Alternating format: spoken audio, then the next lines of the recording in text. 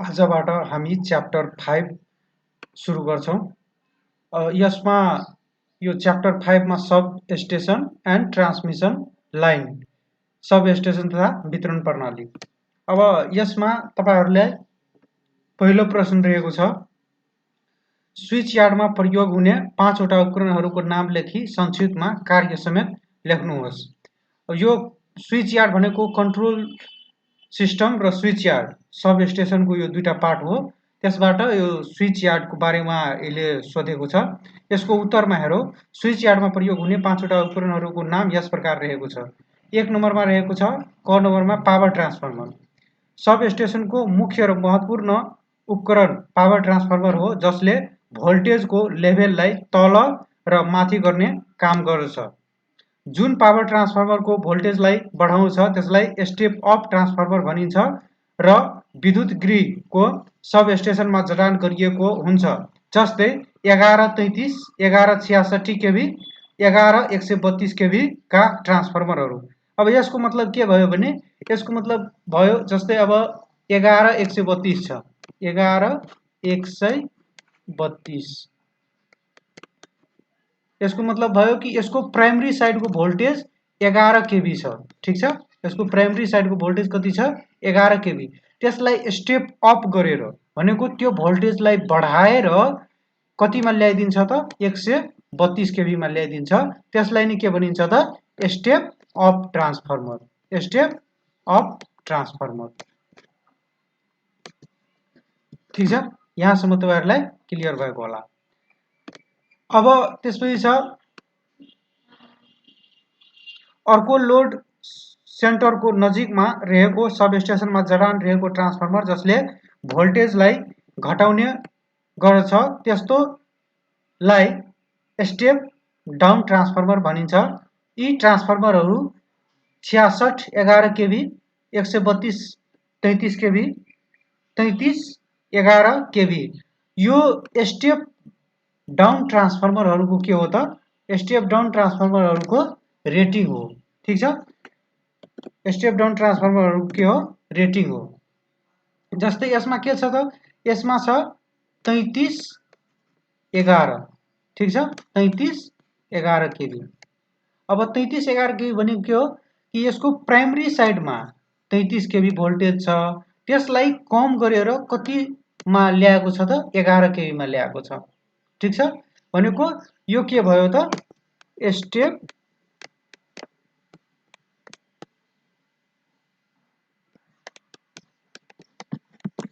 Down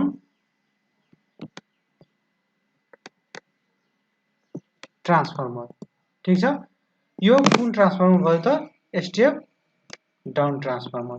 त्यस्तै अब 132 लाई 33 केभी मा झार्दियो। ठीक छ, भनेको बढी भोल्टेज, प्राइमरी साइडमा बढी भोल्टेजलाई कम भोल्टेजमा झार्दियो, त्यसलाई के भनिन्छ त? Step down transformer. ठीक छ, यो सब स्टेशनको सबैभन्दा महँगो उपकरण हो र यसको रेटिङ खास गरी एमभीए मा दिएको हुन्छ। अर्को रहेको छ आइसोलेटर। आइसोलेटरलाई डिस्कनेक्टिङ स्विच पनि भनिन्छ वा यसलाई एयर ब्रेक स्विच पनि भनिन्छ। यो स्विच यार्डमा जडान गरिने नो लोडमा मात्र अन र अफ गरिने स्विच हो, जुन ब्रेकरबाट सप्लाई अफ गरिसकेपछि र ब्रेकर अन गर्नु अघि आइसोलेटर स्विच अन र अफ गर्ने गरिन्छ। अब हामीले यदि सब स्टेशनमा कुनै समस्या आयो भने त्यो हामीलाई सब स्टेशनलाई अफ गर्नुपर्ने हुन्छ। अफ गर्नको लागि सबैभन्दा पहिले हामी सर्किट ब्रेकरलाई अफ गर्छौं, त्यसपछि आइसोलेटरलाई अफ गर्छौं।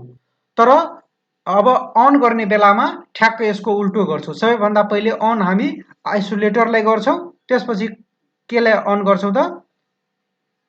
सर्किट ब्रेकरलाई अन गर्छौं। ठीक छ, यसको प्रयोग सब स्टेशन मर्मत सम्भार गर्नको लागि गरिन्छ।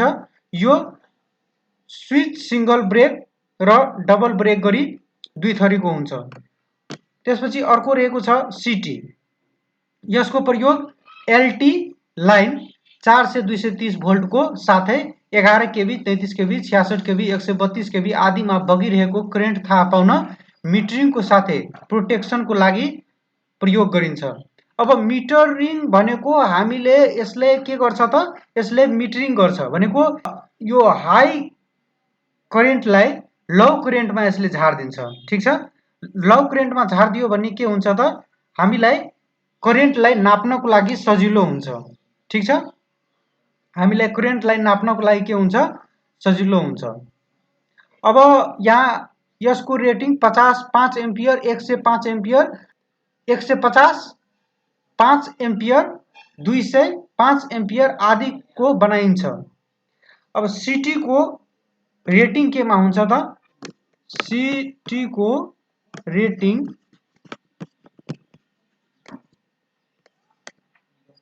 हुन्छ जस्तै कि अब 150 5 एम्पियर छ।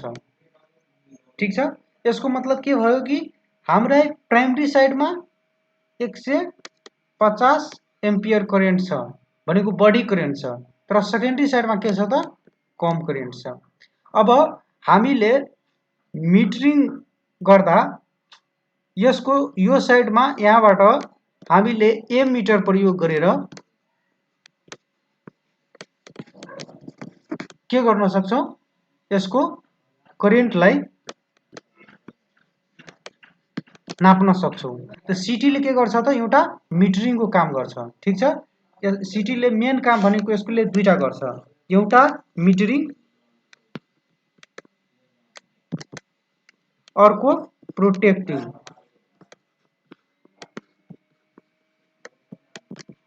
अब प्रोटेक्टिङको काम कसरी गर्छ यसको बारेमा बुझौं।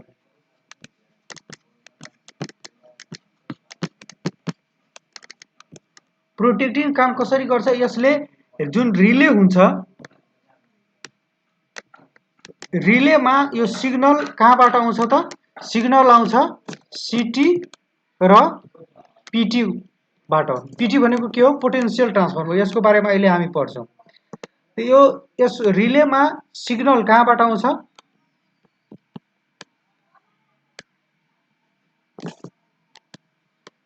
सिटी र पिटी बाट के हुन्छ त, यसमा सिग्नल जान्छ रिलेमा।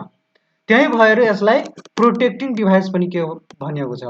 ठीक छ, यहाँसम्म तपाईहरुले बुझ्नु भएको होला।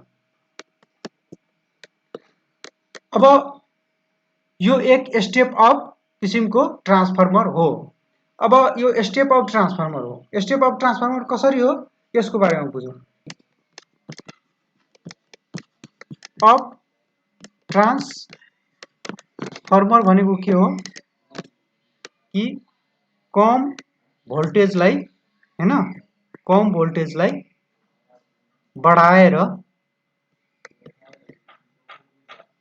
बढी भोल्टेजमा कन्भर्ट गर्छ, त्यसलाई के भनिन्छ त, स्टेप अप भनिन्छ।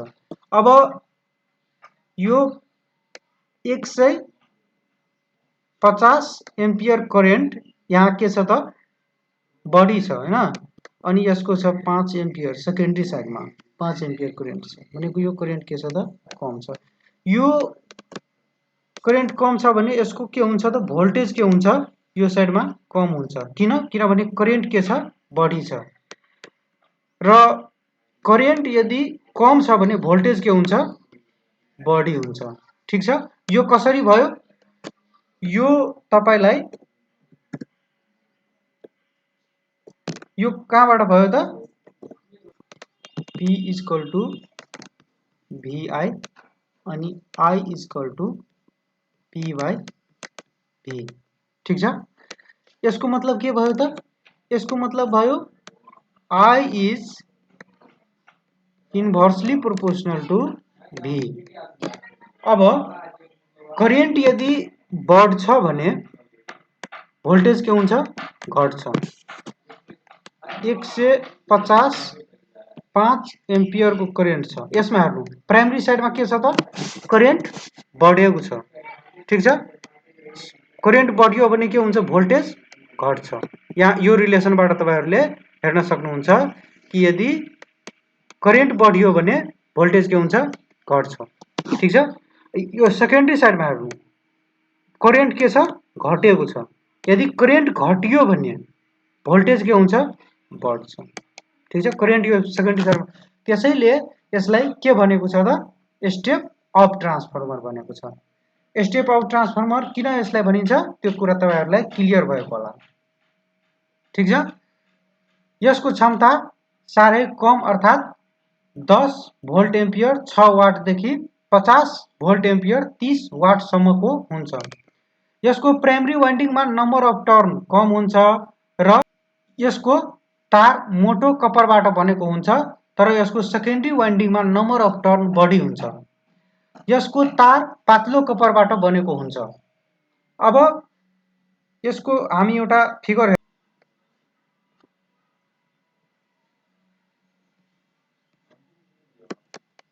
अब यसमा स्टेप अप भनेको यसको यो भोल्टेज हो ठीक छ स्टेप अप मा के हुन्छ त यसको प्राइमरी साइडमा भोल्टेज के हुन्छ कम हुन्छ र यसलाई बढाएर यो प्राइमरी साइडको भोल्टेज यसको कम हुन्छ र सेकेन्डरी साइडको भोल्टेज के हुन्छ बढी हुन्छ ठीक छ त्यस्तो टाइपको ट्रान्सफर्मरलाई हामी के भन्छौं त स्टेप अप ट्रान्सफर्मर भन्छौं ठीक छ स्टेप डाउन कस्तोलाई भन्छौं त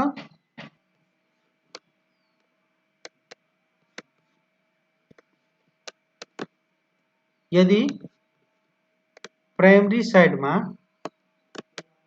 भोल्टेज बढी छ ठीक छ र सेकेन्डरी साइडमा भोल्टेज के छ त कम छ भोल्टेज यसमा कम छ यसमा भोल्टेज के छ त बढी छ यसमा भोल्टेज के छ प्राइमरी साइडमा बढी छ भनेको यो भोल्टेजलाई के गर्छ त्यसले कम गर्छ त्यसलाई के भनिन्छ स्टेप डाउन ट्रान्सफर्मर भनिन्छ ठीक छ जस्तै अब 33/11 केभी भनेको 33 केभी लाई यसले 11 केभी मा कन्भर्ट गर्छ त्यसलाई स्टेप डाउन भनिन्छ ठीक छ यहाँसम्म तपाईहरुलाई क्लियर भएको होला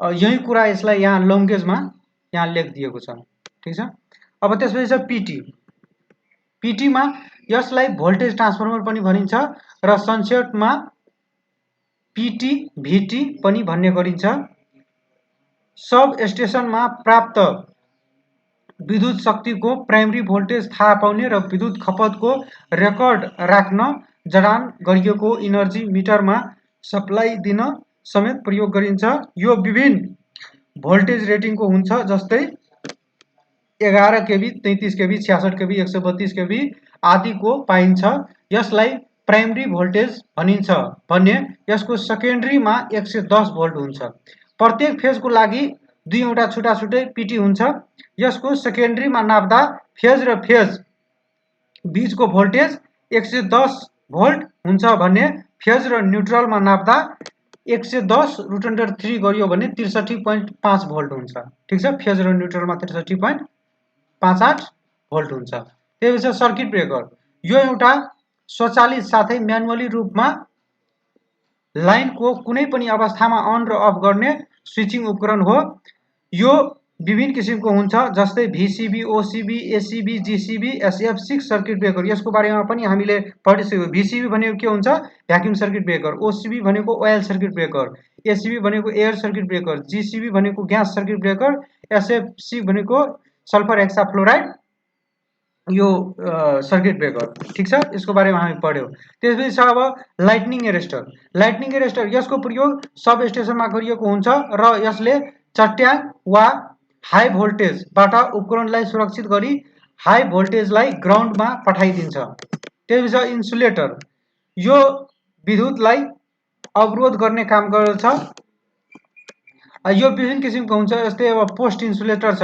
पोस्ट इन्सुलेटर यसको प्रयोग स्विच यार्डमा गरिएको हुन्छ यसको तल्लो भाग स्टील एक्सट्रुसनमा जडान गरिएको हुन्छ भने माथिल्लो भागमा बसबार जडान गरिएको हुन्छ त्यसपछि स्विच यार्डमा अर्को पार्टहरु पनि छ जस्तै कि अब बस बार छ स्टेशन ट्रान्सफर्मर छ क्यापेसिटर बैंक छ र अरु उपकरणहरु के त्यसमा राखिएको हुन्छ अब त्यसपछि छ अर्को प्रश्नमा सब स्टेशनको नियन्त्रण कक्ष जसलाई कन्ट्रोल रुम भनिन्छ मा प्रयोग हुने 5 वटा उपकरणहरूको नाम लेखी संक्षेपमा कार्य समेत लेख्नुहोस्। अब यसको बारेमा मैले तपाईहरुले भनेको थिएँ कि सब स्टेशनमा दुईटा पार्ट हुन्छ, एउटा हुन्छ स्विच यार्ड, अर्को हुन्छ कन्ट्रोल रुम। स्विच यार्डको बारेमा अहिले भर्खर हामी पढिसक्यौं, अब कन्ट्रोल रुमको बारेमा पढ्छौं। अब यसको उत्तरमा रहेको छ सब स्टेशनको कम्पाउन्ड भित्र रहेको ठाउँ जहाँ नियन्त्रण उपकरणहरू राखिएको हुन्छ, जसको सहायताले स्विच यार्डमा रहेको उपकरणहरूलाई कन्ट्रोल रुमबाट नै अन र अफ गर्न सकिन्छ। कन्ट्रोल रुममा प्रयोग हुने 5 वटा उपकरणहरू निम्न अनुसार रहेका छन्। पहिलो हो इन्डोर सर्किट ब्रेकर। यो एउटा स्विचिङ स्वचालित साथै म्यानुअली रूपमा लाइनको कुनै पनि अवस्थामा अन र अफ गर्ने स्विचिङ उपकरण हो। यो विभिन्न किसिमको हुन्छ, जस्तै ओसिबी, एसिबी, जीसीबी, भीसीबी, एसएफ6 सर्किट ब्रेकर आदि। प्राय जसो कन्ट्रोल रुममा 11 केबी को ब्रेकर लगाइएको हुन्छ। त्यसपछि ब्याट्री र battery charger. Relay breaker on र अफ गर्न साथै सब स्टेशनमा सप्लाई नहुँदा कन्ट्रोल रुम उज्यालो पार्न ब्याट्रीको प्रयोग गरिन्छ। सब स्टेशनमा जडित ब्याट्रीलाई चार्ज गर्नको लागि छुट्टै ब्याट्री चार्जर हुन्छ, जसको इनपुटमा एसी सप्लाई दिएको हुन्छ। यो ब्याट्री दुई थरीको हुन्छ, एउटा समय समयमा डिस्टिल्ड वाटर थप्नु पर्ने र अर्को डिस्टिल्ड वाटर केही पनि थप्नु नपर्ने। अर्को नम्बरमा रहेको छ रिले। यो एउटा सर्किट ब्रेकरमा कुनै किसिमको फल्ट आइएको अवस्थामा सिग्नल दिने उपकरण हो। यसको जडान सब स्टेशनको कन्ट्रोल रुममा गरिएको हुन्छ। यो रिलेहरू विभिन्न किसिमको हुन्छन्, जस्तै overcurrent relay, earth fault relay, differential relay. त्यसपछि मिटरिङ उपकरणहरू। कन्ट्रोल रुममा विभिन्न मिटरिङ उपकरणहरू जडान गरिएको हुन्छ, जस्तै ammeter, volt meter, power factor meter, frequency meter, watt meter, energy meter आदि। त्यसपछि कम्युनिकेसन सिस्टम। सब स्टेशनमा कुनै किसिमको समस्या आइएमा अर्थात् कुनै उपकरणहरू बिग्रिएमा त्यसलाई मर्मत सम्भार गर्नको लागि र कुनै आकस्मिक समस्या आइएको खण्डमा सम्बन्धित निकायमा जानकारी आदान प्रदान गर्नको लागि कम्युनिकेसन सिस्टम राखिएको हुन्छ, जस्तै टेलिफोन, वाइफाई आदि। त्यसपछि अर्को छ switch board, 11 KB control panel. अरू कुराहरू पनि कन्ट्रोल रुममा के हुन्छ त अरू उपकरणहरू पनि राखिएको हुन्छ। अर्को प्रश्न रहेको छ सर्किट ब्रेकर र आइसोलेटरको भिन्नता बारे उल्लेख गर्नुहोस्। यसको उत्तरमा रहेको छ सर्किट ब्रेकर र आइसोलेटर बीचको भिन्नता निम्न अनुसार रहेको छ। पहिलो रहेको छ सर्किट ब्रेकर, त्यसपछि अर्को साइडमा छ आइसोलेटर। सर्किट ब्रेकरमा सर्किट ब्रेकरलाई नो लोड र लोड दुवै अवस्थामा अन र अफ गर्न सकिन्छ। आइसोलेटरलाई नो लोडको अवस्थामा मात्रै अन र अफ गर्न सकिन्छ। ठीक छ। यसको प्रयोग स्विच यार्ड र कन्ट्रोल रुम दुवै ठाउँमा गरिन्छ। र आइसोलेटरको प्रयोग कहाँ गरिन्छ त? यसको प्रयोग मात्र सब स्टेशनको स्विच यार्डमा मात्रै गरिन्छ। ठीक छ। यसलाई स्वचालित अवस्थामा म्यानुअली दुवै अवस्थामा अन र अफ गर्न सकिन्छ। सर्किट ब्रेकरलाई हामीले म्यानुअली पनि अन अफ गर्न सक्छौं र अटोमेटिक पनि के गर्न सक्छौं त अन अफ गर्न सक्छौं।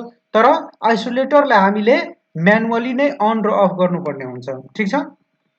यसको प्रयोग डिस्ट्रिब्युसन लाइन प्रणालीमा गरिन्छ। सर्किट ब्रेकरको प्रयोग डिस्ट्रिब्युसन लाइन प्रणालीमा गरिन्छ।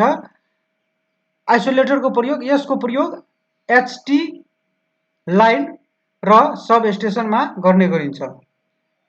सर्किट ब्रेकरलाई कन्ट्रोल रुमबाट पनि अन र अफ गर्न सकिन्छ। आइसोलेटरलाई कन्ट्रोल रुमबाट अन र अफ गर्न सकिँदैन। यही यसको के हो त डिफरेन्स हो। अब अर्को क्वेशनहरू हामी अर्को पार्टमा गर्छौं।